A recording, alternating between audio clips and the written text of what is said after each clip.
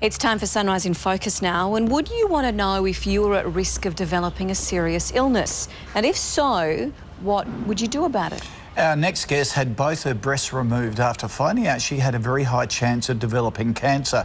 Sarah Darmody is just 31 years old. Sarah joins us now, along with Helen Zorbas from the National Breast and Ovarian Cancer Centre. Good morning to you both. Thanks for your time. Good morning. Now, Sarah, you're a very healthy lady up until the time you got the news. How did you find out you're at such risk? Well, I'm still healthy, obviously, but my aunt wasn't. My Aunt Danny passed away from breast cancer. She discovered a lump in her breast on her 40th birthday, and 4 years later, she eventually succumbed to her illness when my cousin Sally was just 5 years old. And just before she died, Danny gave blood as part of a study funded by community donations, pink ribbons, things like that, organised by the National Breast Cancer Foundation.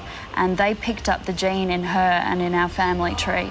And then I went on to have the test as part of that study. So I was really very lucky to find out that I had that information, and it's thanks to everyone's donations that I have that information. Otherwise I wouldn't know. So once you found out, then making the decision to have your breasts removed was obviously, I would imagine, very traumatic as far as what you have to go through in the procedure. But was it a no-brainer?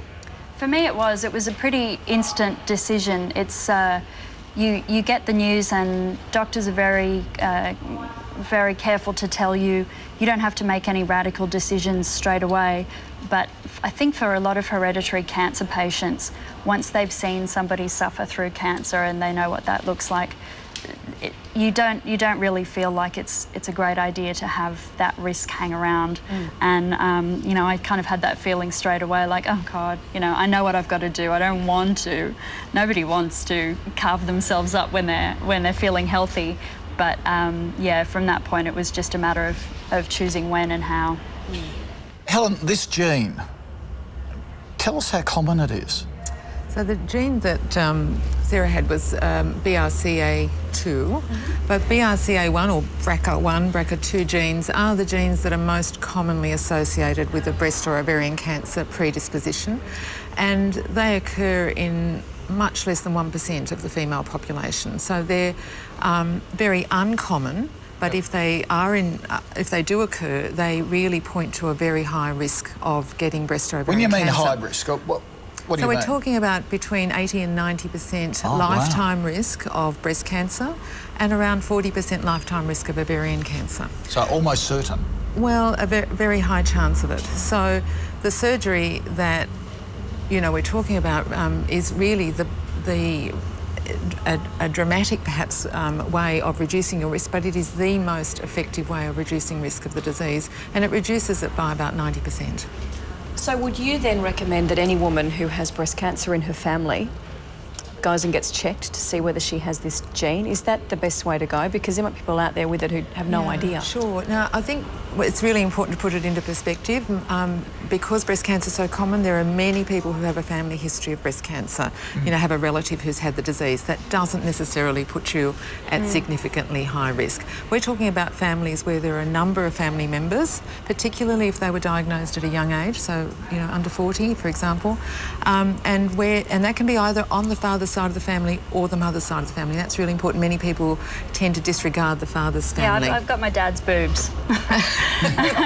That's where I got the gene. Yeah, that's right. That was my dad's little sister. I had no idea it could be passed through. Yeah, so you've got when a parent has it, you've got a 50-50 chance of inheriting either your dad's copy or your mum's, and yeah, I got dad's boobs. But I think the biggest risk factor is being a woman. That's the biggest, what puts you at the most risk for getting breast cancer, and it's still one of the biggest killers of women in Australia every year in terms of cancer-related illness. We know that nearly 3,000 women will die this year from breast cancer, and that sounds really depressing. But the work that we both do, that I do as an ambassador for the National Breast Cancer Foundation, and this book that we've got out, Thanks for the Mammaries, which has just come out as a fundraiser for more research. That is really the biggest thing that women can do, that everyone can do and men can do to support women, is to keep active, to keep donating, to keep remembering that we're making progress, and that, you know, the biggest thing that puts you at risk is just being a woman and walking around with boobs, unfortunately. Wow. Well, thank you for sharing your story with us, and all the best with the work. And as you've said too, it's amazing. It's incredible, the support, the donations, and the work that the foundation is doing. It really is amazing. Very grateful. Thank you. Helen, good to see you too. See you soon. Thank you. Thank you both. And Sarah's book, as we just said, she edited it. It's called Thanks for the Mammaries. It features all kinds of stories about breasts from several female authors, and proceeds from the sales will go to the National Breast Cancer Foundation. And we'll be back soon with this morning's headlines and today's weather. This is Sunrise on 7.